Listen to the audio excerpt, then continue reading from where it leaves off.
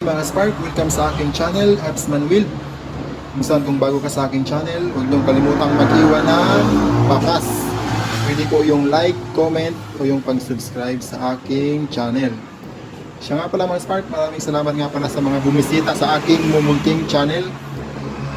Kahit nga malit pa lang ang aking channel, ay hindi niyo nakalimutang mag-iwan ng bakas.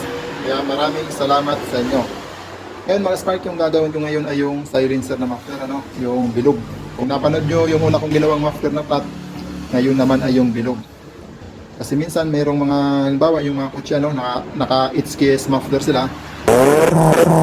Tapos yung may-ari gusto nang ipatahimik yung muffler. Pero ayaw niyang ipatanggal yung stainless na muffler sa likod. Dito papasok yung bilog na muffler. Ilalagay siya dun sa gitna kasi pag flat, pag mga kotse, makikipot yung ilalim niyan. Kapag binaba mo naman, sasayad yon. Kaya yung silencer na bilog ay yung papasok dito. Yung mga Spark, kung meron kayong shop na bibihira lang yung gumagawa ng muffler na ganito, bawa mayroong kang shop, gumagawa ka ng body ng mga tricycle, kung ano pa man, pwede mo itong isingit, dagdag kita sa ating negosyo.